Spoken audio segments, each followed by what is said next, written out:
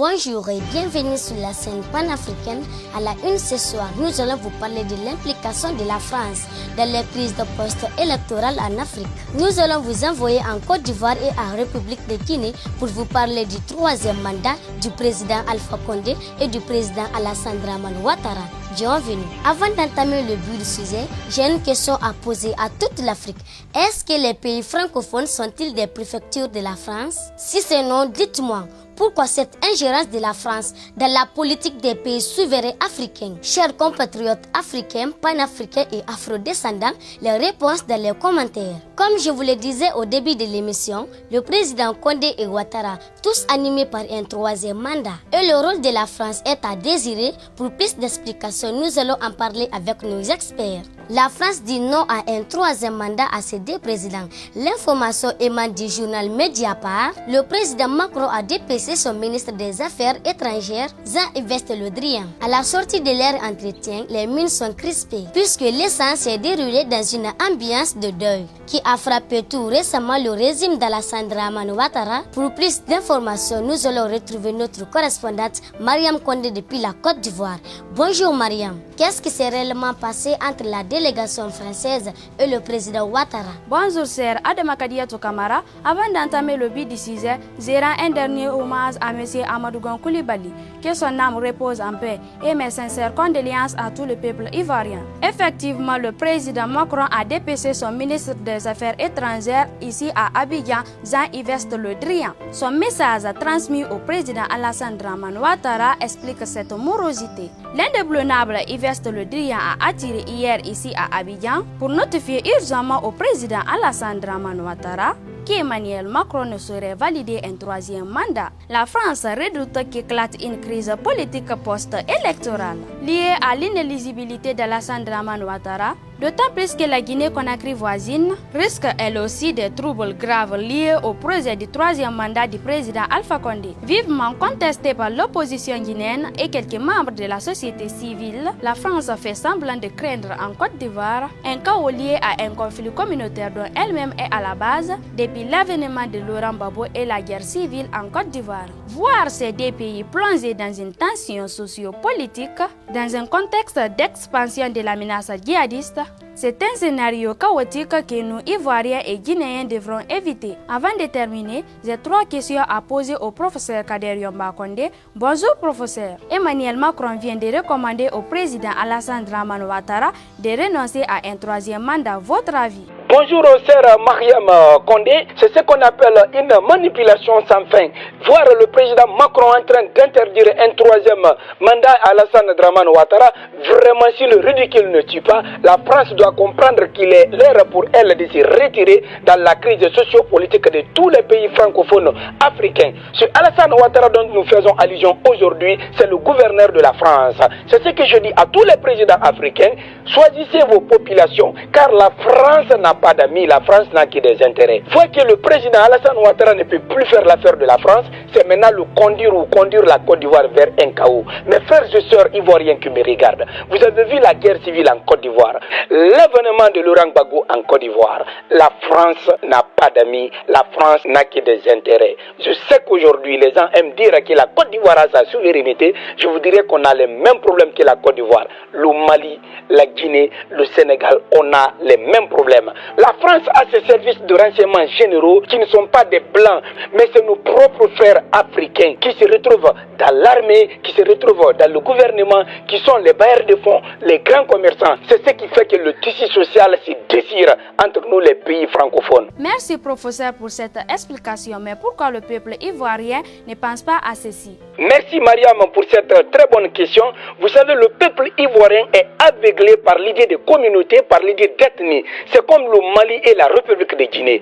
Tant qu'on ne sort pas dans l'ornière de l'ethnie, dans l'ornière de la communauté, on va continuer à sombrer dans le chaos. Le peuple ivoirien, c'est un peuple qui est voyant. Je sais qu'ils vont comprendre mon message et qu'ils vont se réveiller comme un seul homme. Le problème de la Côte d'Ivoire, c'est comme en République de Guinée. Ça n'a jamais été ces hommes politiques, mais c'est nous-mêmes la population. Vous savez, la population est comme le canon qui existe entre l'émetteur et le récepteur. Même si la France demande à ses alliés, à ses représentants d'essayer de nous diviser, si on est soudés, le message ne va pas passer. Donc Donc sur ce, quel qu'en soit ce qui va se passer, mes frères ivoiriens, il faut vous donner la main, il faut être unis. Aujourd'hui, la France nous déstabilise et au-delà de ça, ils font semblant de nous aider. Comprenez un peu ce qui se passe. La communauté de M. Alassane Dramane Ouattara, donnez-vous la main à la communauté de M. Laurent Gbagbo. Le problème là est plus profond que vous l'imaginez. Ma dernière question, professeur. Quel est le message que vous pouvez donner au peuple ivoirien? Merci, sœur Mariam, pour cette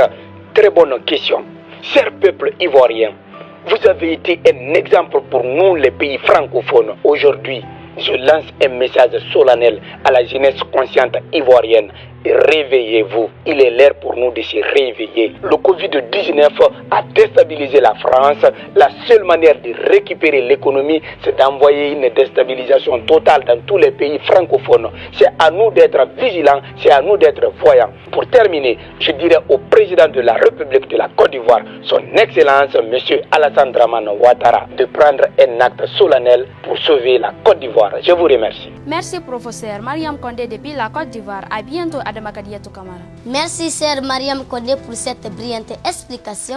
Je donne la parole à notre correspondante Fatou Kété depuis Conakry.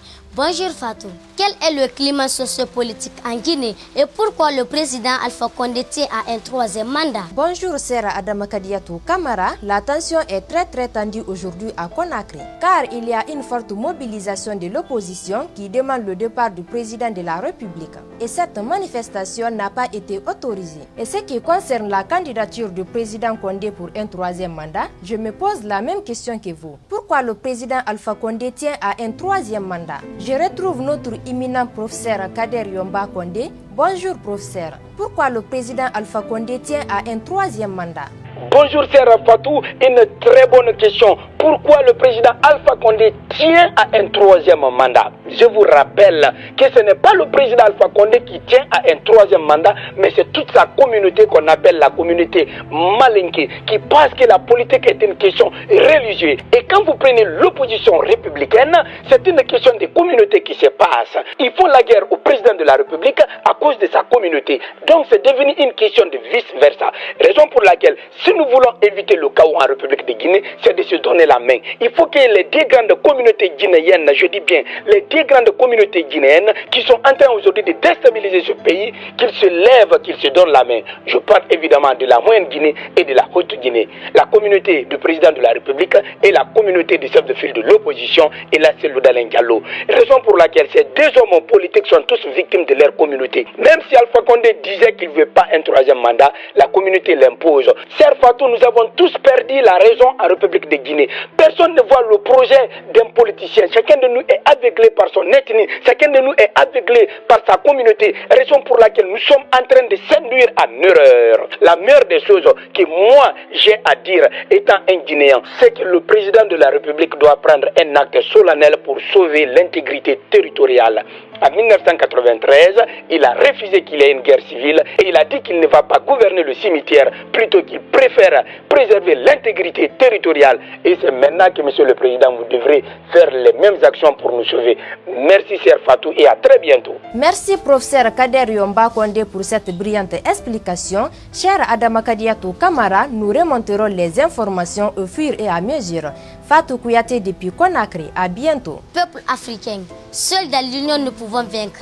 Vive l'Union africaine.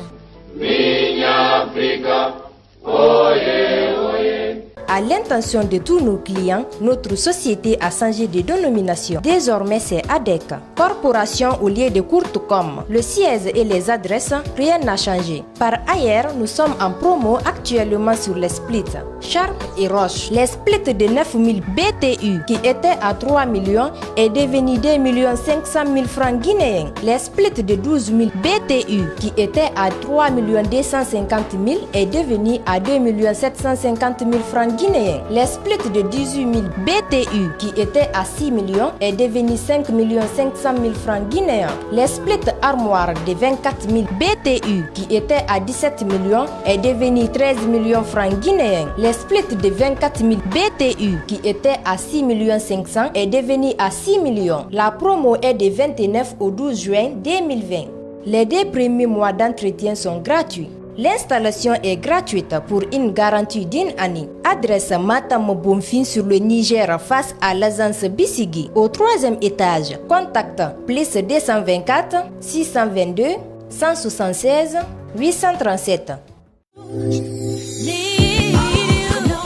Confiez-nous vos rêves et nous vous donnerons l'envie et la possibilité de communiquer sur nos différents écrans LED. Visual Pub, le plaisir d'une grande visibilité pour vos différents produits à travers nos 3 grands écrans LED fixes situés à Dixine Terrasse en 12 mètres carrés, un autre au Makiti de 15 mètres carrés et un de 18 mètres carrés à Constantin. Ainsi, pour tous vos spectacles, Visual Pub met à votre disposition des écrans événementiels et des écrans LED mobiles pour toutes vos activités. Vous aurez aussi la possibilité que vos événements soient diffusés sur les écrans LED fixes et mobiles qui seront retransmis en direct sur West Africa TV, sur la chaîne YouTube et Facebook de la télé en temps réel. Infoline.